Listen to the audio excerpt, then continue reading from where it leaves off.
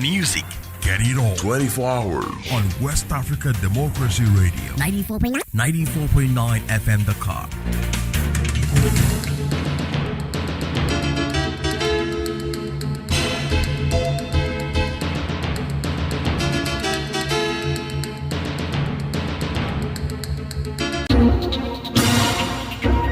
WADR, promoting dialogue. It's 6 p.m. here in Dakar and 7 p.m. in Porto Novo. Good evening and welcome to Newslink on West Africa Democracy Radio, broadcasting on 94.9 FM and around the world at wadr.org. First, the top stories. ECOWAS mission to Guinea-Bissau stalls as regional leaders push for a return to civil rule. On the part of ECOWAS, the chair of the authority condemned the coup and calls for the immediate restoration of constitutional order. Political campaign kicks off in Guinea ahead of December 28 presidential election.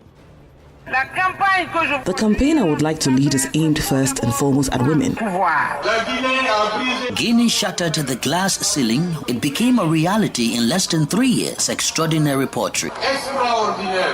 Nigeria's President Tinubu nominates former military chief Musa as new defense minister, and Liberian government commits to increase domestic funding amid rising HIV cases. Please stay tuned for details of the stories and more. Here is Imo Edit with Newslink. Many thanks for joining our broadcast. We'll begin this evening in Guinea-Bissau, where a high-level delegation of ECOWAS ended a mediation mission with no breakthrough, but pledged to continue talks with coup leaders later this month. Led by Sierra Leone's President Julius Maada Bio, the regional bloc traveled to Bissau, seeking a return to civilian rule following a military coup last Wednesday. Augustin Gulli has more details in this report. The junta, which has banned protests and strikes, argued it acted to restore security and stability in the small Portuguese-speaking country. Here is Sierra Leone's Foreign Minister Timothy Musa Kaba speaking on behalf of BO. As we see, we've had today very fruitful discussions. Both sides have expressed their different concerns. On the part of ECOWAS, the chair of the authority condemned the coup and calls for the immediate restoration of constitutional order, which includes allowing the electoral process to a logical conclusion. ECOWAS has condemned the coup and called for the reinstatement of President Umaru Sissoco Embalo, who fled to Brazzaville after being detained. In his absence, the military installed the former army chief, General Hota Intaa, as head of a transitional government that has already appointed a new cabinet largely composed of allies of the ousted president. Foreign Minister João Bernardo Vieira, appointed by the junta, said ECOWAS would remain engaged. ECOWAS suspended Guinea-Bissau from its decision-making bodies the day after the coup, pending a return to constitutional rule. The United Nations has also condemned the coup, with Secretary General Antonio Guterres urging the unconditional release of all detained political actors and warning that the will of the people expressed in the December 23 vote must be respected. The military takeover happened as the country was waiting for the results of last month's presidential election. Guinea-Bissau has endured multiple coups since independence from Portugal in 1974. Staying in Guinea-Bissau, the National Electoral Commission has revealed shocking details about the November 26 coup. According to the Commission, armed and masked men stormed its headquarters, taking 45 people hostages, seizing tally sheets, and stealing the server containing the national vote counting software. Officials say this explains their total inability to conclude the November 23rd elections. Deputy Executive Secretary Idrissa Jallo described the ransacking of mobile phones, laptops, and official documents and were confiscated, while the IT department was destroyed. With the electoral process operating in a cascading fashion, the loss of data has paralyzed the entire vote count. Francis Boniface reports. These revelations contradict assurances from the transitional government, now led by General Otantan, which claimed results could still be published. The UN and ECOWAS missions, meanwhile, expressed concern over detainees and the lack of guarantees for political prisoners. ECOWAS leaders met with military authorities, who announced a one-year transition to be reviewed at the December 14 summit. The CNE emphasized that under normal circumstances, provisional results would have been announced by November 27, but with tally sheets seized and vote counting servers stolen, the Commission insists it has no capacity to deliver credible results. Here is Deputy Executive Secretary Idrissa Jallo. He says, the only item on the meeting's agenda was the conditions for the completion of the process and the subsequent announcement of the provisional results of the presidential and legislative elections of 23 November. The delegation began by deploring the situation that had occurred at the CNE with the occupation and detention of people who were there, and also deplored the fact that the heads of the election observation missions present in the country had not been able to gain access to the CNE premises to ascertain the condition of detainees despite their efforts. This cast doubt on the transitional government's promises of transparency. The UN envoy stressed that without guarantees of data preservation, the integrity of the vote is compromised. However, ECOWAS has pledged to continue monitoring developments closely. For citizens, the uncertainty deepens frustration. Many had hoped that the November elections would mark a turning point for stability. Instead, Guinea-Bissau faces a prolonged transition, with regional partners urging calm while pressing for a swift restoration of constitutional order. Francis Boniface filed that report. Elsewhere in Guinea, political campaigns are underway ahead of the presidential election scheduled for December 28, 2025. The 9 candidates, including the military leader, General Mamadi Doumbouya, have already taken to the streets to launch their campaigns, while General Doumbouya is relying on his record in power to win the support of Guinean voters. The other candidates are seeking to convince the population by presenting new visions for political, social and economic governance. Abdullah Hassan has the rest of the stories. General Mamadi Doumbouya's campaign team officially launched its electoral activities on Monday in the Matam district. Prime Minister Amadou Riba and the campaign director focused their speeches on General Doumbouya's record, urging Guineans to renew their trust in him. Guinea shattered the glass ceiling with the concrete that the train wrestled through, something many generations of Guineans had dreamed of. It became a reality in less than 3 years. That's extraordinary poetry. For his part, Abdoulaye Yero Baldé, former minister during Alpha Conde's regime and candidate of the Fondek party, promises to guarantee freedoms and reform the justice system. A new Guinea will be built very soon, where young people, women, everyone will have their place. A Guinea where justice will prevail, where freedom of the press and freedom of thought will be respected. On the same day, Dr. Makale Kamara, the only female candidate in the December 28 presidential election, emphasized the promotion of women in power during her political rallies. The campaign I would like to lead is aimed first and foremost at women. Those get up early and go to bed late are full-fledged Guineans and the right to exercise power. The state guaranteed a subsidy of 2 billion Guinean francs to each candidate and deployed security teams to ensure their protection throughout the electoral process. A report from WDR's Conakry correspondent Chano Afa Ibrahim Balde and voiced by Abdullah Hassan. More stories coming up on West Africa Democracy Radio. Newslink continues. We head now to Nigeria, where President Bola Tinubu has nominated Christopher Gwabin Musa as a new Minister of Defense. His nomination was contained in a letter President Tinubu conveyed to the Senate President, Godswill Akpabio. Special Advisor to the President on Information and Strategy, Bayo Onuga, disclosed Musa's nomination in a statement he issued on Tuesday afternoon. Usman Maro has more details in this report. In the letter, President Tinubu expressed confidence in General Musa's ability to lead the Ministry of Defense and further strengthen Nigeria's security architecture. His nomination, which is coming after Mohammed Badaru Abubakar resigned as Nigeria's defense minister, has however reopened debates around civil-military relations in Nigeria. Some experts, like Kolawole Johnson, believes the former Chief of Defense Staff has the capacity to strengthen the country's defense sector at a time the country is grappling with widespread insecurity, from insurgency in the northeast to rising banditry and kidnappings in several states. You need to understand the impact of the man Musa in the military, in the armed forces, what he did when he was there. In terms of welfare that he was trying to mention, he was one person that was radically reaching out to his cosmate. He was there.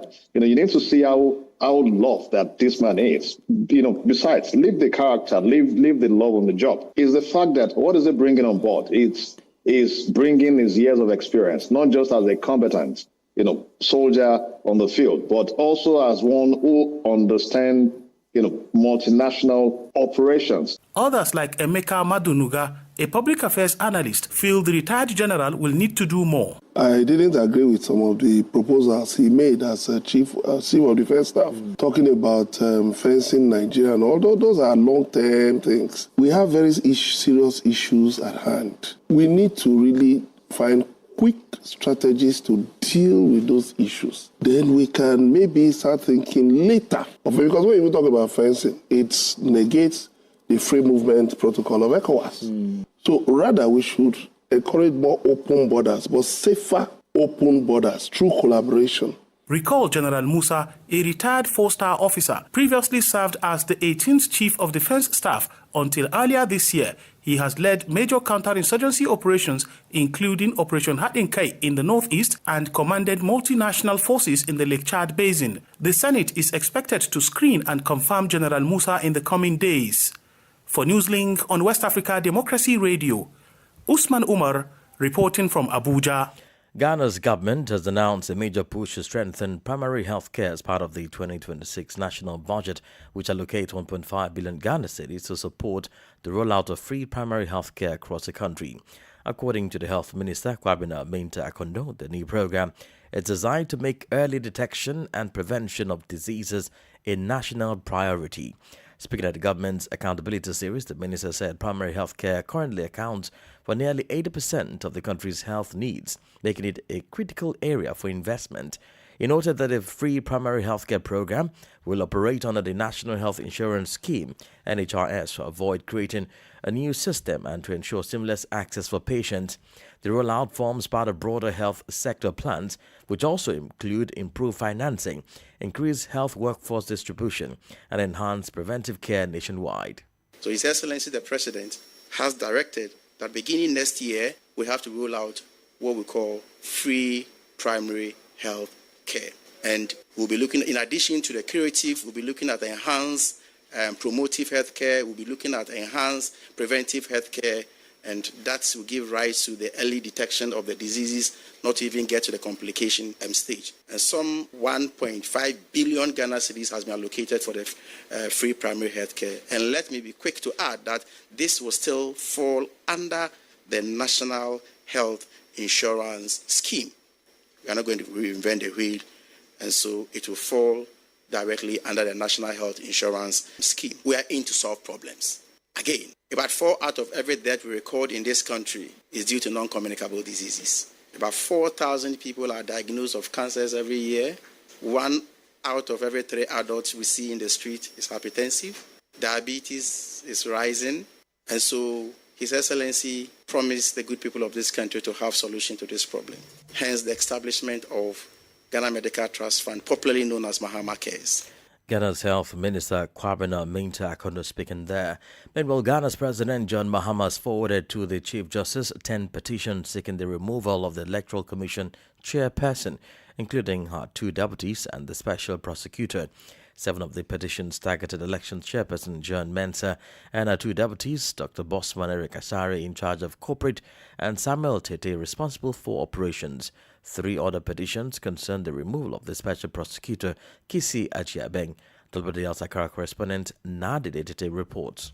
A total of 7 petitions have been lodged against the leadership of the Electoral Commission, targeting Chairperson Jean Mensah and her 2 deputies, Dr. Bosman Asare and Samuel Tete. 3 others are calling for the removal of the Special Prosecutor Kisi Ejebing. Under Ghana's Constitution, the EC chair and deputies enjoy the same conditions of service and removal processes as justices of the Superior Courts. Article 146 of the Constitution requires that once the President receives a petition, it must be forwarded to the Chief Justice to determine whether a prima facie case exists. If one is established, 5-member committee comprising Supreme Court justices and 2 non-political members is constituted to investigate and make recommendations which the President is bound to follow. A similar procedure applies to the Special Prosecutor under Section 15 of the Office of the Special Prosecutor Act. Petitions for the Special Prosecutor's removal must also go to the President,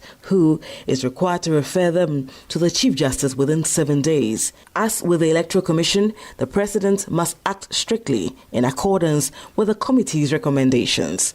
Minister of Government Communications Felix Kwachifosu confirmed the news. At this stage, the process has left the hands of the President. Beyond conveying the petitions to the Chief Justice for the processes to continue, there is little else that the President does in this particular instance. Everything now rests with the Chief Justice, who I believe will act in accordance with Ghanaian law. Programs Director at CDD Ghana, Paula Brampa, is urging caution in the process. We need that to make sure that our institutions account for their stewardship. But we also wanted us to be careful so that we don't build institutions that people serving in those institutions will be shaky anytime there's a change in government. Otherwise, we will never have resilient institutions that will be able to capably deliver on their mandate. For WADR, Nadidi Tete, Accra.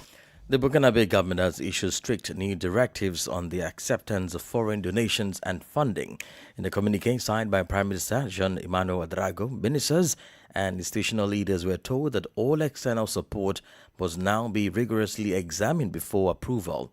The statement emphasizes the government's commitment to restoring national sovereignty and preserving the dignity of the Burkinabe people under the popular progressive revolution. Past cooperation, the Prime Minister noted, often forced the country to submit to what he called the dictatorship of partners in the name of development aid. According to the communique, donations and funding that brings no real impact or that are degrading and humiliating will be rejected. Only projects aligned with national priorities and the vision of the head of state will be considered.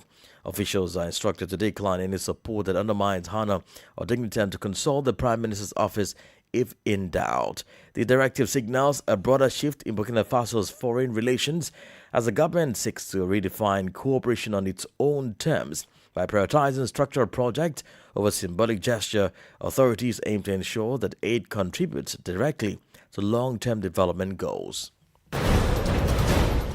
You're listening to Newslink on West Africa Democracy Radio, broadcasting on 94.9 FM and around the world at wadr.org. Here is a reminder of our top stories. ECOWAS mission to Guinea-Bissau stalls as regional leaders push for a return to civil rule. Political campaign kicks off in Guinea ahead of December 28 presidential election. Nigeria's President Tinubu nominates former military chief Musa as new defense minister. And still ahead in the news, Liberian government commits to increase domestic funding amid rising HIV cases. We do have a guest interview and sports news. Please stay with us. West Africa Democracy Radio. It's you speaking. Don't forget we are streaming live at wadr.org and do fuller live streamings on YouTube and Facebook. Now, for environmental issues, we turn to the Gambia, where the 25th session of the African Forestry and Wildlife Commission is underway in the capital, Banjul. Convened by the Ministry of Environment, Climate Change and Natural Resources in collaboration with the Food and Agriculture Organization, FAO, the event brings together more than 200 delegates from 47 countries. Over the next 4 days, participants will assess the state of Africa's forests and wildlife under the theme Innovative and Inclusive Forests and Wildlife Resources Management for Africa. WDR's correspondent Sang Janamendi reports. In the Gambia, national assessments similarly indicate a steady reduction in both forest cover and quality. Regions such as Fonyi in the West Coast region, once known for their dense woodlands and high rainfall, are now experiencing rapid degradation linked to rising fuel wood demand, shifting land use patterns, and increasingly erratic weather conditions. Mandisa Masologo, resident representative of the United Nations Development Programme UNDP in the Gambia, highlights these concerns. Wildlife trafficking continues to undermine ecosystem balance. Coastal erosion, rising sea levels, and saline intrusion are already costing governments millions and limiting the development gains that have been made so far. Representing the government of the Gambia, Vice President Mohamed B.S. Jallow urged delegates to unite in efforts to protect Africa's forest and wildlife. Let us take this week not only to exchange knowledge, but to strengthen our resolve, consolidate our unity, and advance our unapologetically African agenda. According to the Worldwide Fund for Nature's latest Living Planet report, wildlife populations in Africa have declined by an average of 76% since 1970, a trend driven by habitat destructions, expanding agricultural frontiers, and the growing impact of climate change. Delegates at this conference are expected to deepen cooperation, share innovative approaches, and chart a more resilient path for the continent's natural resources. For Newslink on West Africa Democracy Radio, I am Sangdona Mendy, reporting from Banjul. In health news, Liberia joined the global observance of World AIDS Day 2025 as recent data indicates a concerning rise in the number of Liberians living with the virus. A formal program held in Monrovia Monday served as a platform for government officials and health advocates to discuss the challenges and outline strategies for a sustainable response. The event, attended by key stakeholders, comes on the heels of a reported increase in HIV cases, climbing from 34,000 in 2024 to 36,000 in 2025. WDL's Monrovia correspondent Abraham Parker reports.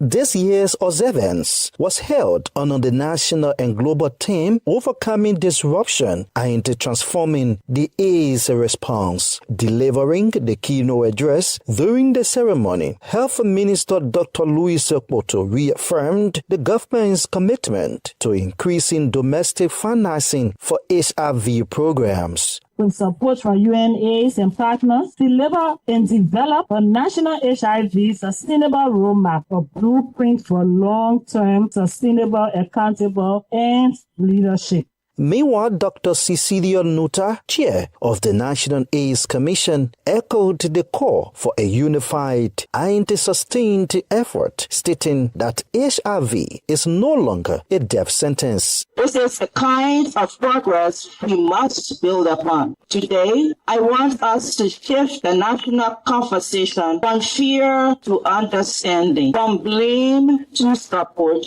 and from silence to informed action. As the nation works toward achieving the global goal of ending AIDS by 2030, the National AIDS Commission has launched a nationwide free HIV testing campaign aimed at increasing awareness of individual status and ensuring early access to treatment and prevention services. For Newslink on WADR, Abraham Parker, Monrovia.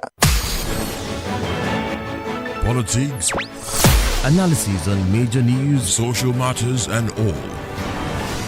This is A Guest.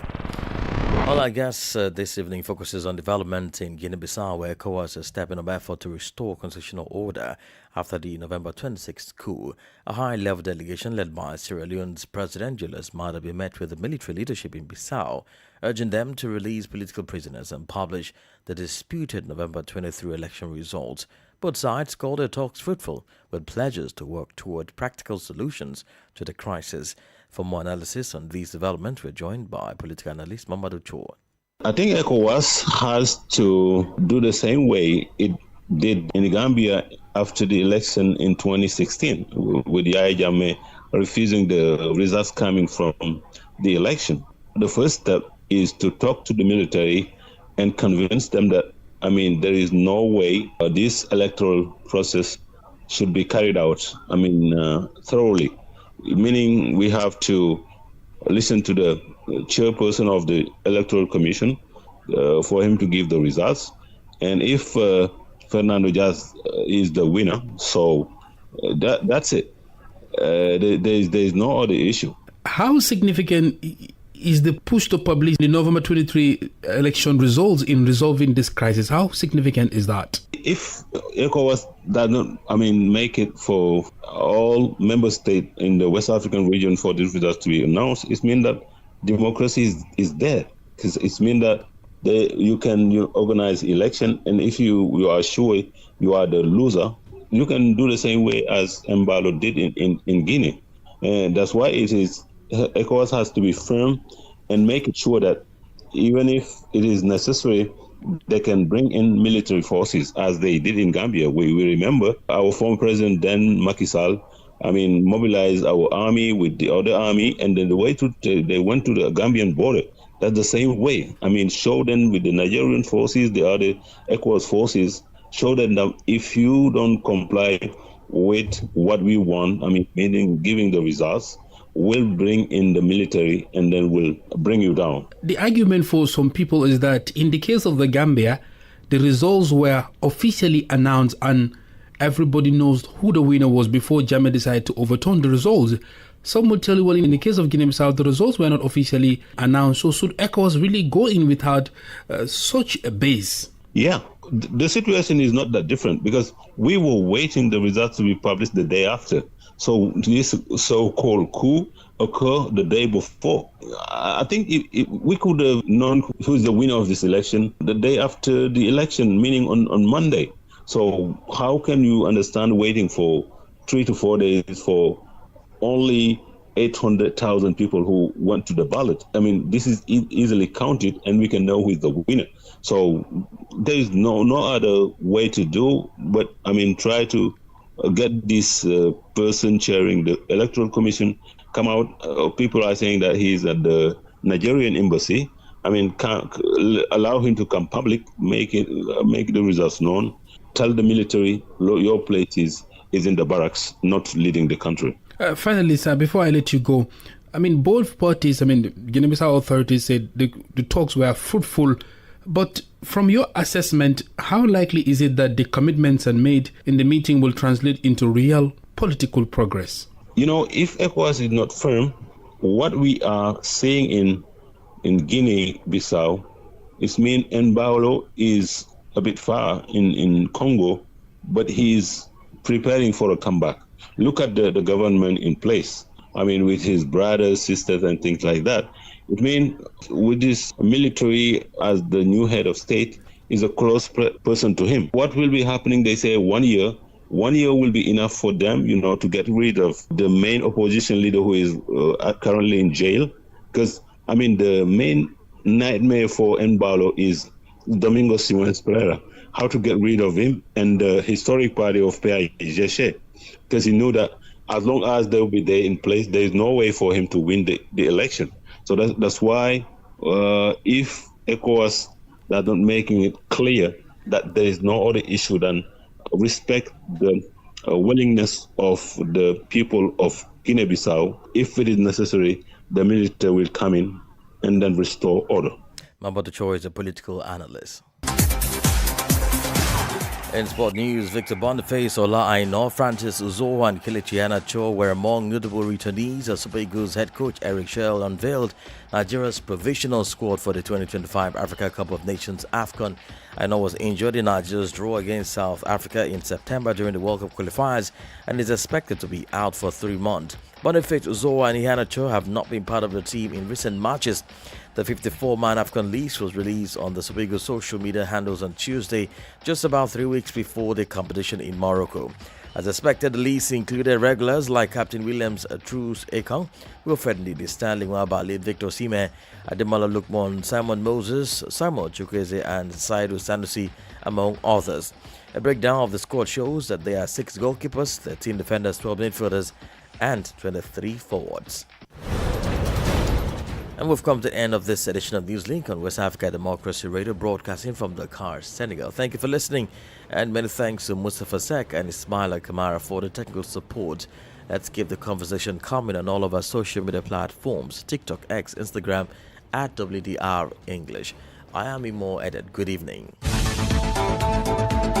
And many thanks to you for listening to Newslink via Hot 104.3 FM, New Me FM 94.0, Hilltop Radio 104.7 FM, and Veritas Radio 102.9 in Banjul, the Gambia. We also appreciate our listeners in Liberia via Alternative Youth Radio 98.9 FM, Lofa County, Radio Kagama 94.5 FM, Nibe County, DCN Radio 91.3 FM, Riverside County, Wakat FM Radio, Baga, Liberia, Radio Baf FM 91.3 Sierra Leone in Nigeria, and Love 104.5 FM Abuja. For you listening via Radio Pad 95.1 Damango, Savannah region, and on Royals FM 104.7 Wenchi, Ghana, we say a big thank you. Remember, West Africa Democracy Radio is all about you, your views, and your opinion.